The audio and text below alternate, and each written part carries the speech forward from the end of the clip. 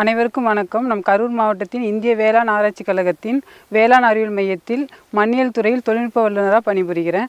இப்போ பார்த்தீங்கன்னா நம்ம அதிகமாக மரவள்ளி ஒரு கிழங்கு பயிராக இருக்கிறதுனால அதுக்கு ஊட்டச்சத்து அதிகமாக தேவைப்படும். ஆனால் நம்ம எல்லாருமே அதாவது சரிவிகித உணவு கொடுக்கறதில்ல, அதாவது பேலன்ஸ்டு நியூட்ரியன்ட் சொல்லுவாங்க. ஸோ அதனால தான் இந்த இடத்துல நம்ம பில்லாப்பாளையங்கிற இந்த கிராமத்தில் பரமத்தி வட்டாரத்தில் உள்ள கரூர் மாவட்ட கிராமத்தில் நம்ம இந்த பில்லாப்பாளைய கிராமத்தை நம்ம தேர்ந்தெடுத்தோம். ஸோ தேர்ந்தெடுத்து ஃபஸ்ட்டு அறுவடை முடிஞ்சதுக்கப்புறம் நம்ம மண் மாதிரி எடுத்ததில் பார்த்திங்கன்னா நிறைய ஊட்டச்சத்து பற்றாக்குறை இது மாதிரி இருந்துச்சு. ஸோ அதனால் நம்ம மரவள்ளியை பொறுத்த வரைக்கும் 2 தவணையாக நம்ம உரம் கொடுக்கணும். அதாவது குச்சி நட்ட அடியுரமாக நம்ம தலைசத்து, மணிசத்து, சாம்பல் சத்து கொடுப்பாங்க. அதுக்கப்புறம் பார்த்திங்கன்னா நம்ம 90வது நாள், அதாவது 3வது மாதத்தில் நம்ம 2வது தவணை கொடுக்கணும். அதாவது முக்கியமாக தலைசத்து உரங்களும் பொட்டாஸ் சத்து, அதாவது மணிசத்து உரங்களும் கொடுக்கணும். ஏன்னா இப்போ மணிசத்து உரங்கள் நம்ம அடியிலே கொடுத்துருவோம். இந்த சாம்பல் சத்து, அதாவது பொட்டாசியம் சத்து தான் இந்த கிழங்கு வகை பயிருக்கு மிகவும் முக்கியம். ஏன்னா கிழங்கு உங்களுக்கு மாவு சத்து அதிகன்றனால பொட்டாசியம் சத்து கம்மியாகிறப்ப என்ன ஆகும் அப்படின்னா கசப்பு தன்மை அது மாதிரிலாம் வரும். ஸோ அதனால் நம்ம இந்த செயல் விளக்கத்தை இந்த பில்லாப்பாளையம் கிராமத்தில், அதாவது மரவள்ளியில் மகசூல் அதிகரிப்பதற்கு இலைவெளி உரமாக கசாவா பூஸ்டர் தெளித்தல், அந்த செயல் விளக்கத்தை இந்த கிராமத்தில் நம்ம ஒரு 10 விவசாயிகளை தேர்ந்தெடுத்து செயல் விளக்கம் நடத்திட்டு வரோம். ஸோ இதில் பார்த்தோம்னா நம்ம பேரூட்ட சத்துக்கள் எல்லாமே எல்லா விவசாயிகளும் கொடுத்துருவாங்க. ஆனால் பார்த்திங்கன்னா அந்த நுண்ணூட்ட கலவை அதாவது கொடுக்க மாட்டாங்க. ஸோ இதை மனசில் கொண்டு தான் நம்ம தமிழ்நாடு பல்கலைக்கழகத்தின் பயிர் வினையியல் துறையிலேருந்து எல்லா பயிருக்குமே பயிர் ஊக்கிகள் அப்படின்னு நுண்ணூட்ட கலவையை தயாரித்து கொடுத்துக்கிட்டு இருக்காங்க. அதில் மெயினாக பார்த்திங்கன்னா நம்ம தமிழ்நாடு பல்கலைக்கழகத்தின் மரவள்ளி மற்றும் ஆமணக்கு ஆராய்ச்சி நிலையம் ஏத்தாப்பூரில் இருக்குது. அவங்க மரவள்ளிக்குன்னே இந்த கசாவா பூஸ்டர், அதாவது மரவள்ளிக்கான பூஸ்டர்னு கலவையை கொடுக்குறாங்க. இது எப்படின்னா ஒரு பாக்கெட், ஒரு 5 கிலோ பாக்கெட் இருக்கும். 1 ஏக்கருக்கு 5 கிலோ ரெக்கமெண்டேஷன், 1 ஹெக்டேர்னா 15 கிலோ நம்ம கொடுக்கலாம். ஸோ இப்போ 5 கிலோ பாக்கெட்டில் 3 பாக்கெட்டாக சின்னதாக அவங்க கொடுத்துருப்பாங்க. அதாவது ஒரு பாக்கெட்டு பை நம்பர் 1, பை நம்பர் 2, பை நம்பர் 3ன்னு போட்டிருக்கும். ஸோ நம்ம என்ன பண்ணணும், நம்ம ஒரு 40 கிலோ சாணம், அதாவது 2 சட்டி அளவு எடுத்து அதோடு நம்ம ப்ளஸ் என்ன சேர்த்துக்கணும், ஒரு 100 லிட்டர் தண்ணி, ஒரு 3 குடம் தண்ணி அளவு ரெண்டையும் சேர்த்து பால் பதத்தில் நம்ம சாணி பாலை வடிகட்டிக்கணும். ஏன்னா அது மேலே சாணி வேறு திப்பியாக இருந்தால் வடிகட்டிட்டு அதுக்கப்புறம் இந்த மரவள்ளி பூஸ்ட்டுங்கிற கலவை பையில் இருக்கிற முதல் 2 பை, அதாவது முதல் பை பாக்டீரியா நுண்ணூட்ட கலவை இருக்கும். அடுத்தது 2வது பை பார்த்திங்கன்னா வேப்ப முன்னாக்கு இருக்கும். இது ரெண்டையும் அந்த சாணிப்பாலோட கலந்து சுமார் ஒரு 10 நாள் நம்ம நொதித்தல் வினைக்கு வச்சுருக்கணும். அதுக்கு இடையில் பார்த்திங்கன்னா நம்ம ஒரு 3 நாளைக்கு ஒரு தடவை கிண்டி விடணும். ஸோ அப்போ கிண்டி விட்றப்ப நம்மளுக்கு என்னாகும், இன்னும் அந்த நுண்ணுயிர்கள்லாம் வளரும். ஸோ 10 நாள் கழித்து இந்த கலவையை வடிகட்டிக்கணும். ஏன்னா நம்ம ஸ்ப்ரேயரில் போடக்குள்ளே அது என்னாகும், ஸ்ப்ரேயரில் அடைச்சிக்கும். அதனால் வடிகட்டி பால் பதத்தில் எடுத்துகிட்டு அப்புறம் இந்த கசாவா பூஸ்டரில் உள்ள 3வது பை, அதுதான் நுண்ணூட்ட கலவை அடங்கிய பை. ஸோ அந்த பையை எடுத்து நீங்கள் இதோட கலந்தீங்கன்னா ஓரளவு நம்மளுக்கு ஒரு அப்ராக்சிமேட்டு அளவு கிடச்சிரும். இதோட 1 ஏக்கருக்கு தேவையான, அதாவது 1 ஏக்கர்னால் நம்ம 200 லிட்டர் இல்லையா, ஸோ அதோட கலந்து நம்ம இலைவெளியாக கொடுக்கணும். இது எப்போ கொடுக்கணும் அப்படின்னா, நம்ம இங்கே தோட்டத்துக்கு அவங்க நட்ட 2வது மாதத்துலேருந்தே இதுக்கு ரெக்கமெண்டேஷன், அதாவது பரிந்துரை. நம்ம 1வது மாதம் அடியுரம் கொடுத்துட்டு 2வது மாதத்துலேருந்து, அதாவது 60 நாள் 90 நாள் அது மாதிரி நம்ம 2வது மாதத்தில் இதை ஒரு ஸ்ப்ரேவும், அதுக்கப்புறம் 3வது மாதத்தில் ஒரு ஸ்ப்ரேவும் கொடுத்தோம்னா நம்மளுக்கு நல்ல ரிசல்ட் கிடைக்கும். அதாவது என்னென்னா, நம்ம அதுக்கப்புறம் ஒரு 120 நாள் அதுக்கு மேலே கொடுத்தோம்னா அதுக்கு பயன் இருக்காது. ஏன்னா அந்த 90 நாளுக்குள்ளே தான் உங்களுக்கு கிழங்குகள் அது மாதிரிலாம் உற்பத்தி ஆகும், கரு உருவாகும்.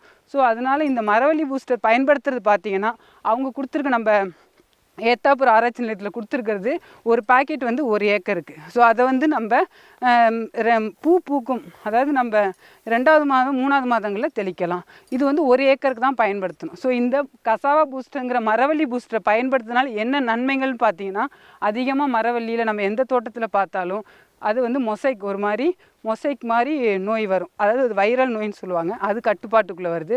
அப்புறம் ஆராய்ச்சியில் என்ன கண்டுபிடிச்சிருக்கோம் அப்படின்னா 20% மகசூல் அதிகமாகுது.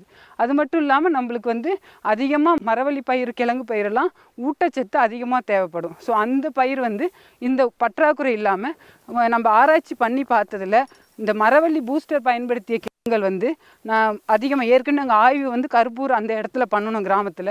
அதில் பார்த்தீங்கன்னா இந்த மரவள்ளி பூஸ்டரை பயன்படுத்திய வயலில் கிழங்குகள் வந்து வெயிட் அதிகமாகவும் நீளங்கள் அதிகமாகவும் கிழங்குகளோட எண்ணிக்கை அதிகமாக இருந்துச்சு.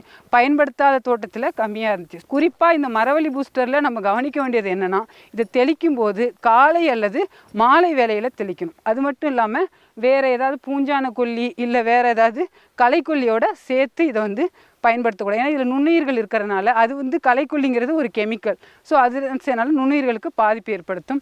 இப்போ இந்த மரவள்ளி பூஸ்டர் அதாவது கசாவா பூஸ்டரோட எந்தெந்த நேரத்தில் பயன்படுத்தக்கூடாது அப்படின்னா, வெயில் நேரத்தில் பயன்படுத்தக்கூடாது. மற்றபடி காலை இல்லை மாலையில் பயன்படுத்தலாம். அது மட்டும் இல்லாமல் நம்ம மரவள்ளி பூஸ்டர் பயன்படுத்தினோன்னே மண்ணில் ஈரப்பதம் இருக்க மாதிரி பயன்படுத்திக்கணும். இது பண்ணுறதுனால மரவள்ளி பூஸ்டர் பயன்படுத்துறதுனால கிழங்குகளோட எண்ணிக்கையும் நீளமும் வெயிட்டும் நம்மளுக்கு அதிகமாகுது, மகசூலும் கூடுது. இந்த கசாவா பூஸ்டர்னால் என்ன அப்படின்னா, இதில் நுண்ணூட்டை கலவை அடைந்த எல்லாமே சேர்ந்த கலவை தான் இந்த மரவள்ளி பூஸ்டர். அதாவது ஒரு கிழங்கு நம்ம பிடிக்கணும் அப்படின்னா சந்தையில் நல்ல குவாலிட்டி அதாவது தரமாக இருக்கணும்னா கால்சியம் சத்து, மெக்னீசியங்கிற சத்து, அதுக்கப்புறம் இரும்பு சத்து, துத்தநாகன்ற ஜிங்க் சல்ஃபேட்டு எல்லா சத்துக்களும் கலந்து ஒரு பூஸ்டராக அதாவது நம்ம பூஸ்ட் குடிக்கிற மாதிரி கிழங்கு வகை பயிர்களுக்கு ஒரு பூஸ்டராக நம்ம ஏத்தாப்பூர் மரவள்ளி மற்றும் ஆமணக்கு ஆராய்ச்சி நிலையத்திலும் கண்டுபிடித்து கொடுத்துருக்காங்க. ஸோ அதை பற்றின செயல் விளக்கம் தான் நாங்கள் இங்கே மேற்கொண்டோம்.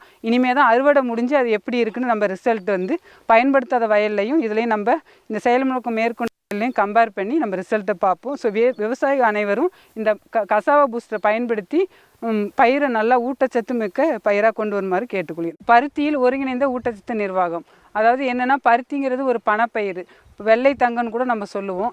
இதில் அதிகமாக நம்ம வந்து பருத்தியில் அதிகமாக பூச்சிகளும் நோய்களும் தாக்கம் வருது. அதனால நம்ம விவசாயிகள்லாம் பழக்கத்தில் அதிகமாக பூச்சி மருந்துகளை பயன்படுத்துகிறாங்க. அதனால என்ன ஆகுது அப்படின்னா, மண்ணில் வந்து நச்சுகள் வந்து அதிகமாக இருக்குது. இதை வந்து நிவர்த்தி பண்ணுறதுக்காக என்னென்னா, பருத்தியில் ஒருங்கிணைந்த ஊட்டச்சத்து நிர்வாகம் அதாவது ஒருங்கிணைந்த ஊட்டச்சத்து நிர்வாகம்னா இயற்கை உரம், தொழு உரம், பசுந்தலை உரம், அது மட்டும் இல்லாமல் மண் பரிசோதனை அடிப்படையில் உரமிட்டு அதுக்கப்புறம் நம்ம வந்து நுண்ணூட்ட சத்துக்கள், உயிர் உரங்கள் இவை அனைத்தையும் ஒருங்கிணைந்து கொடுப்பது தான் ஒருங்கிணைந்த ஊட்டச்சத்து நிர்வாகம். இப்போ பருத்தியில் பார்த்தோம்னா நம்ம வந்து விவசாயிகள் அடி உரமாக 2 தவணையாக கொடுப்பாங்க. முதல் தவணையில் தலை சத்து, மணி சத்து, சாம்பல் சத்து எல்லாத்தையும் கொடுத்துருவாங்க. அடுத்தது 2வது தவணை அதாவது விதைச்ச 45வது நாள் வந்து தலை உரமும் பொட்டாஸ் சத்தும் அதாவது சாம்பல் சத்தையும் கொடுப்பாங்க. இப்போ பருத்தியை பொறுத்த வரைக்கும் நம்மளுக்கு வந்து அதிகமாக நம்ம தென்படுறது பார்த்திங்கன்னா வயலில் அடி இலையில் அதாவது மெக்னீசியம் சத்து பற்றாக்குறை தான். அதாவது இலையை எடுத்து நம்ம திருப்பி பார்த்தோம்னா அடியில் ஒரு மாதிரி சிகப்பு கலராக இளஞ்சிவப்பு நிறத்தில் இருக்கும். அதுதான் வந்து மக்னீசிய சத்து பற்றாக்குறை.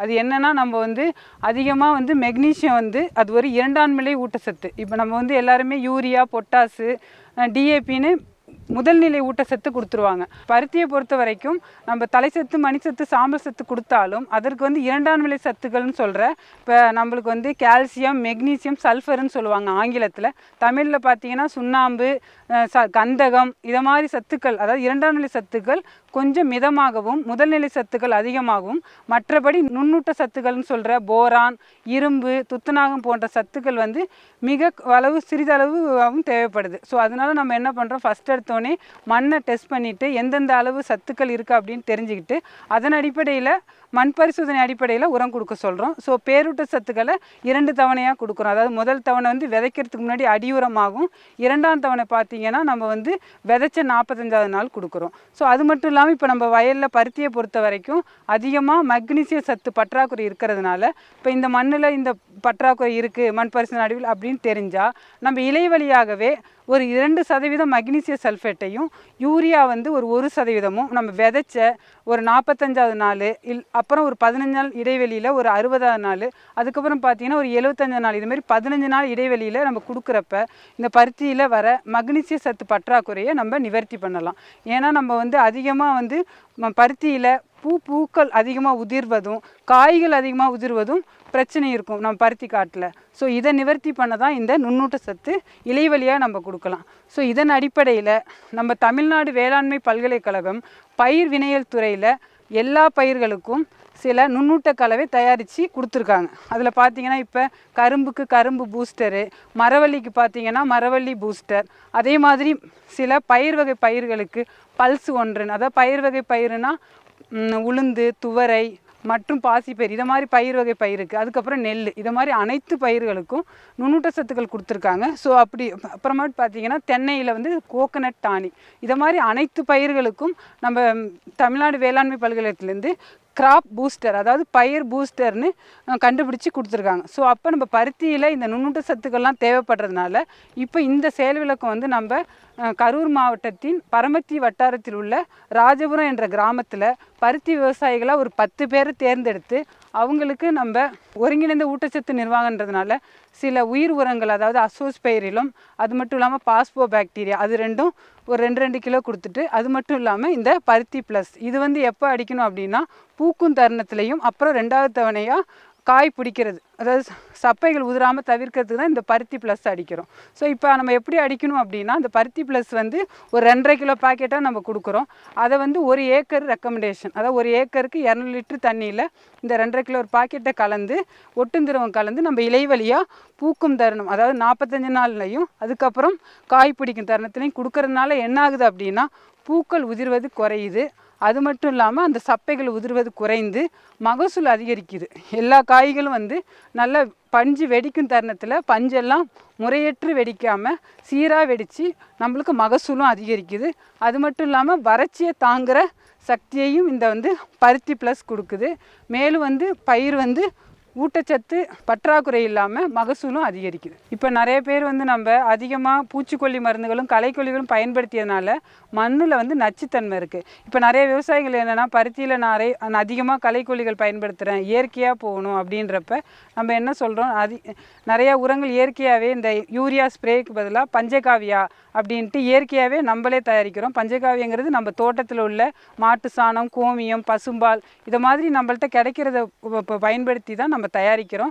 இதை வந்து விவசாயிகள் கேட்டாங்க, நீங்கள் வந்து இப்போ யூரியாலாம் கடையில் கிடைக்கிற மாதிரி பஞ்சகாவியா மீன் கரைசல் இதெல்லாம் கிடைக்குமான்றப்ப ஸோ இதை மனதில் கொண்டு நம்ம கேவிகேலே பார்த்தீங்கன்னா நம்ம வந்து இந்த மாதிரி பஞ்சகாவியா, மீன் கரைசல் இதை மாதிரி அனைத்தையுமே தயாரித்து விவசாயியோட பயன்பாட்டிற்கு நம்ம கொடுத்துட்டு வரோம். நெல் வந்து பார்த்திங்கன்னா நெல் அதிகமாக உரம் தேவைப்படும். நம்ம அதிகமாக எல்லாருமே அதிகமாக போடுறது நுண்ணூட்ட சத்து போடுறோமோ இல்லையோ யூரியா தான் அதிகமாக கொடுப்போம். ஸோ யூரியா அதிகமாக கொடுக்கறதுனால அது என்ன ஆகுதுன்னா நிலத்தடி நீரில் வலிஞ்சு ஓடி நம்ம வந்து போர் தண்ணியில் கலந்து அதனால் நிறைய நம்மளுக்கு சைடு எஃபெக்ட்லாம் வருது. ஸோ இதை நிவர்த்தி பண்ண நம்ம தமிழ்நாடு வேளாண்மை பல்கலைக்கழகத்தில் அவங்க என்ன பண்ணியிருக்காங்க, நெல்லுக்காகவே சில இயற்கை ஆர்கானிக் பேக்கேஜ்னு சில இயற்கையான முறையில் நுண்ணூட்டங்களை கொடுத்துருக்காங்க உரங்களை. அதில் பார்த்தோம்னா நம்ம அடி உரமாகவே உயிர் உரங்களை கலந்து, அது மட்டும் இல்லாமல் ஊட்டமேற்றிய தொழு உரன்ட்டு நம்ம வேப்ப முன்னாக்கு, ராக் பாஸ்பேட் அதாவது பாறை பாஸ்பேட்டு, வேப்ப முன்னாக்கு, அது மட்டும் தொழு உரம் எல்லாத்தையும் கலந்து அடியுரமாக கொடுத்துட்றோம். ஸோ நெல் நட்டு நம் தூர்வடிக்கு நேரத்தில் நம்ம 2ஆம் தவணையாக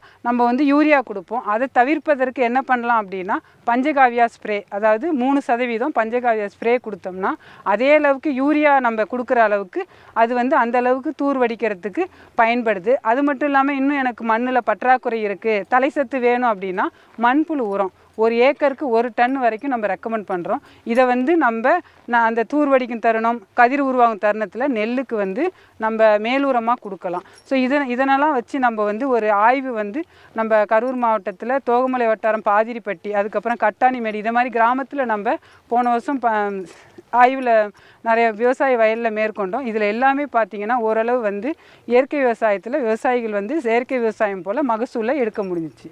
நன்றி. அனைவருக்கும் வணக்கம். நாங்கள் திருச்சி அருகில் வயலூர் கிராமத்துலேருந்து எட்டரை கிராமத்துலேருந்து பேசுகிறோம். நான் 6 வருஷம் முடிஞ்சு 7வது வருஷம் இயற்கை விவசாயம் பண்ணுறேன். நல்லபடியாக வந்துக்கிட்டு இருக்கு.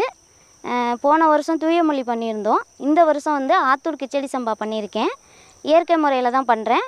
இதுக்கு வந்து பூச்சி விரட்டிங்கன்னு பார்த்தீங்கன்னா வேப்பெண்ணெய் கரைசலும் மீன் அமிலம் தான் தெளிச்சிருக்கோம். இது வரைக்கும் எந்த ஒரு பூச்சி தாக்குதலோ எந்த ஒரு இது கிடையாது. போன வருஷம் மழைக்கு வந்து நாங்கள் தூயமல்லி போட்டிருந்தோம். எல்லாத்தோட நெல்லும் வந்து சாஞ்சிருச்சு, சேதமாயிருச்சுன்னு சொன்னாங்க. எங்கள் நெல் வந்து நல்லபடியாக நிமிர்ந்து நின்று எங்களுக்கு 21 மூட்டை கொடுத்துருந்துச்சு. ஆந்திரா பொன்னி, கர்நாடகா பொன்னியை விட இந்த பாரம்பரிய நெல்லானது நமக்கு ஈல்டு கம்மியாக இருந்தாலும் ஒரு சத்தான ஒரு பண்ணுறதுல எனக்கு ஒரு மன திருப்தியாக இருக்குது. உரம் மேலாண்மைன்னு பார்த்திங்கன்னா இது வரைக்கும் நாங்கள் மண்புழு உரம் மட்டும் கொடுத்துருக்கோம். ஒரு நட்டு ஒரு 25 நாளையில் கொடுத்துருக்கோம். இதுக்கு ஒரு களை எடுத்து கோனார் விடர் ஓட்டியிருக்கோம். கோனார் விடர் ஓட்டி ஒரு நட்டு அதுக்கப்புறம் ஒரு 10 நாளில் வந்து மண்புழு உரம் கொடுத்துருக்கோம். ஒரு ஒரு டன் கொடுத்துருக்கோம். அவ்வளோதான். இது வரைக்கும் வேறு எந்த உர மேலாண்மையும் கிடையாது. அது மாதிரி பூச்சி மருந்து அடிக்கிறதோ இல்லை வேறு ஏதாவது அப்பப்போ உரம் போடணுங்கிறதோ கிடையாது. வேறு எந்த உரமும் கொடுத்ததில்ல. அதை விட்டால் மேம்படுத்த கரைசல்னு ஒன்று இருக்குது. அதுதான் நாங்கள் நீர் வழியாக தரது, அடி உரமாக நீர் வழியாக தரது.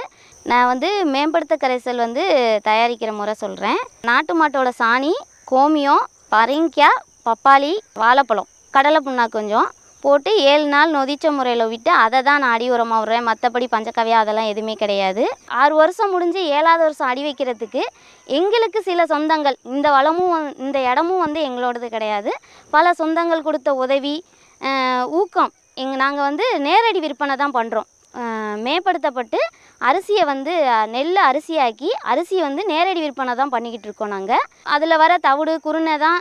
தவிடை வந்து நான் 2 நாட்டு மாடு வச்சுருக்கேன். அந்த மாட்டுக்கு யூஸ் பண்ணிக்கிட்டு இருக்கேன். அதுலேருந்து மண்புழு உரம் நானே தயாரிச்சுக்கிறேன். இந்த இடம் வந்து எங்கள் அம்மா வீட்டு இடம். அவங்க தான் என்னை வந்து இயற்கை விவசாயம் செய்கிறதுக்காக என்னை ஊக்கப்படுத்தி அவங்களோட இதில் தான் நாங்கள் நடத்திக்கிட்டு இருக்கோம். அவங்களோட ஆசீர்வாதம் ரொம்பவே இருக்குது. அவங்க இல்லைன்னா இல்லை. அப்புறம் பார்த்திங்கன்னா எனக்கு இந்த அளவுக்கு அனுபவம் கொடுக்கறதுக்கு கற்பூர கரைசல் வந்து ஸ்ரீதர் ஐயாவோட வழிநடத்துதலும் உயிர்நாடி குரூப்பில் உள்ளவங்களோட வழிநடத்துதலும் தான் எங்களை இந்த அளவுக்கு ஊக்கப்படுத்துச்சு.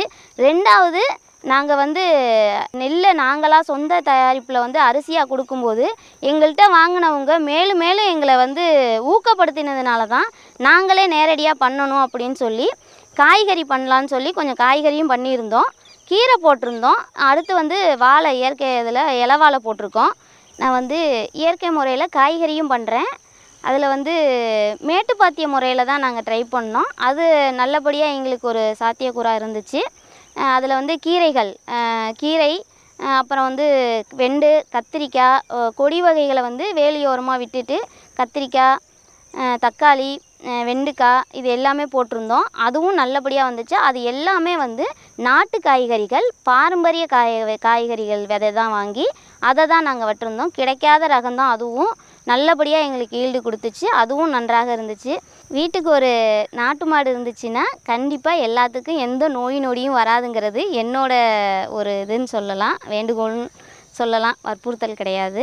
அப்புறம் வந்து நாங்கள் நம்மாழ்வார் வழியில் தான் நாங்கள் அதை வந்து நம்மாழ்வாரோட பேச்சுகள் டிவியில் பார்த்துட்டு அதுக்கப்புறம் யூடியூப்பில் அவரோட இதெல்லாம் பார்த்துட்டு பிடிச்சிருந்ததுனால வாங்கினதுனாலேருந்து நாங்கள் வாங்கி 7 வருஷம் ஆச்சு. இது வரைக்குமே இயற்கை முறையில் தான் பண்ணிக்கிட்டு இருக்கோம். எப்படியா இருந்தாலும் நாங்கள் எந்த ஒரு இதுவும் கொடுத்தது கெமிக்கலோ கொடுத்ததே கிடையாது. வரது வரட்டும், மழையாக இருந்தாலும் எந்த இதாக இருந்தாலும் கடவுள் பார்த்து என்னவோ அதை தான் நாங்கள் வேறு எதுவும் போடுறது கிடையாது. அதுக்கப்புறம் வந்து எங்களை பார்த்து எங்கள் சர்க்கிள்லேயே வந்து ஒரு 5-6 பேர் வந்து இயற்கை விவசாயத்துக்கு மாறிக்கிட்டு வராங்க. அதை விட பெண்களும் இன்னும் கொஞ்சம் ஒரு ஆர்வம் காட்டினா சந்தோஷப்படுவேன். வந்து ஏன்னா அவங்க தான் ஒவ்வொரு இதுக்கும் ஒரு ஊண்டுகோலாக இருக்கிறாங்க. அவங்க ஆர்வம் காட்டினா இன்னும் செழிப்பாக இருக்கும், நன்றாக இருக்கும்னு என்னோட விருப்பம். அப்புறம் பார்த்திங்கன்னா அவங்களும் எங்களோட நண்பர்களும் வந்து பாரம்பரிய நெல் தான் போட்டிருக்காங்க. மாப்பிள்ளை சம்பா அந்த மாதிரி சின்னாறு, அவங்களும் தூய மல்லி, நாங்கள் என்ன போட்டிருக்கோமோ அதே மாதிரி அவங்க ஒரு ரகம் போட்டிருக்காங்க. அவங்களும் நேரடி விற்பனை தான் பண்ணுறாங்க. அவங்களும் வந்து நெல்லாக கொடுக்கறது கிடையாது, அரிசி இது மாதிரி தான் கொடுக்குறாங்க. அவங்களும் நாட்டு மாடு வச்சுருக்காங்க. எங்களை மாதிரியே அவங்களும் செயல்படுத்திகிட்டு இருக்காங்க. இது வந்து காவேரி கிளைவாய்க்கால் பாசனம். இதில் வந்து பார்த்திங்கன்னா எல்லாம் நெல், வாழை, பூ சாகுபடி, மல்லிகைப்பூ சாகுபடி நல்லா செழித்து வரும். அதை விட்டால் இந்த சீசன் வந்து செவந்தி பூவுக்கு ரொம்ப ஃபேமஸான ஊருன்னு சொல்லலாம். நெல், வாழை இது 3 இங்கே வந்து நல்ல ஒரு இதாக செயல்படுது. இயற்கை விவசாயத்துக்காக ஒருங்கிணைந்து பண்ண மாதிரி மாடு, கோழி எல்லாமே வளர்த்துக்கிட்டு இருக்கோம். அது ஒரு இடத்துல இருக்குது. அப்புறம் வந்து பார்த்திங்கன்னா இந்த பக்கம் அவங்கவுங்க தேவைக்காக தென்னை மரம் கண்டிப்பாக இருக்கும். வீட்டுக்கு ஒரு தென்னை மரங்கிற மாதிரி அவங்கவுங்க வயலில் கண்டிப்பாக அவங்கவுங்க தேவைக்காக 10 மரம் இருக்கும். வரப்பு ஓரத்தில் கண்டிப்பாக இருக்கும். அது மாதிரி எங்கள் வயல்லையும் இருக்குது. அதையும் வந்து நான் வந்து நேரடி விற்பனை தான். தேங்காய் வந்து நான் கொடுக்கறது கிடையாது. தேங்காயை பறித்து வச்சுருந்து எண்ணெய் ஆட்டி எண்ணெயாக தான் கொடுத்துக்கிட்டு இருக்கேன். என்னோடய தேவைக்காக இந்த 2 ஏக்கருக்கு மண்புழு உரம் தயாரிக்கிறதுக்காக 2 பெட்டு வச்சுருக்கேன். அதில் வந்து நாட்டு மாட்டோட சாணி அந்த இதை தான் போட்டு இது பண்ணிக்கிட்டு இருக்கேன்.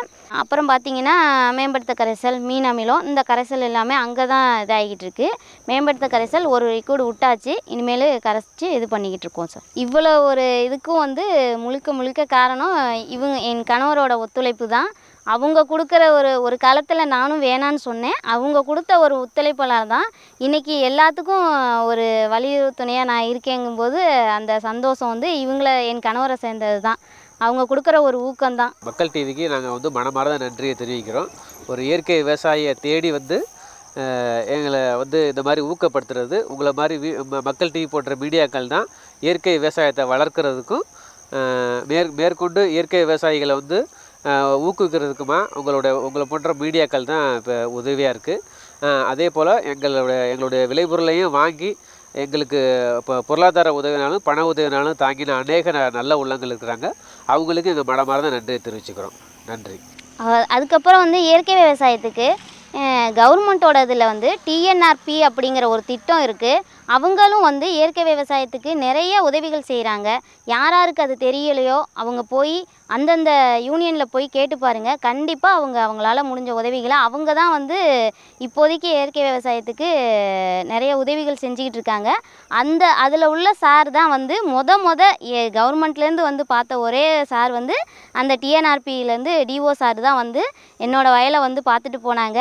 அதுக்கு பார்த்தாங்கங்கிற சந்தோஷம் எனக்கு அது சந்தோஷமாக இருக்குது. இயற்கை விவசாய நேரடி சந்தைன்னு சொல்லி ஒரு குரூப் ஒன்று வச்சுருக்கோம். அதில் அப்பப்போ நாங்கள் என்னென்ன செய்கிறோம், காய்கறிக்கு என்ன மருந்து அடிக்கிறோம், என்ன உரம் போடுறோம் அப்படின்னு, அதுக்கு நெல்லுக்கு என்ன போடுறோம், என்ன செய்கிறோம் அப்படிங்கிறத எல்லாமே நடவுல இருந்து அறுவடை வரைக்கும் நாங்கள் எங்கே கொண்டு போய் அரைக்கிறோங்கிற வரைக்கும் அப்பப்போ குழுவில் போட்டுக்கிட்டே இருக்கிறதுனால அதில் உள்ளவங்கள்ட்ட தான் எங்களோட அரிசியை, காய்கறிகளை வந்து திருச்சியை சுற்றி உள்ளவங்க எல்லாமே வந்து எங்கள்கிட்ட வாங்கிக்கிறாங்க. அதுவும் எங்களோட நேரடி விற்பனை தான். நல்லபடியாக அதுவும் போய்கிட்டு இருக்கு. அரிசிலாம் இன்னும் சொல்லணுன்னா நாங்கள் எதிர்பார்க்காத அளவு அரைச்சிட்டு வந்துட்டுன்னு நாங்கள் குழுவில் பதிவு போட்ட 2 நாளையில் சேல்ஸ் ஆயிரும். நாங்கள் அந்த மன திருப்தி, அவங்க கொடுத்த ஒரு நிறைய நண்பர்கள் இருக்கிறாங்க. அவங்களோட ஊக்கம்தான் எங்களை இந்த அளவுக்கு கொண்டாந்து ஒவ்வொரு தரையும் அவங்களும் வந்து இப்படி பண்ணுங்க, இதை நாங்கள் வாங்கிக்கிறோம், இதை செய்யுங்க, நாங்கள் உங்களுக்கு என்ன உதவி வேணுமோ நாங்கள் செய்கிறோம் அப்படின்னு இயற்கை விவசாயத்துக்கு நிறைய உதவிங்களை விட அவங்க கொடுக்குற ஊக்கம் தான் எங்களுக்கு இன்னும் செய்யணுங்கிற ஒரு ஆர்வத்தை உண்டு பண்ணியிருக்கு.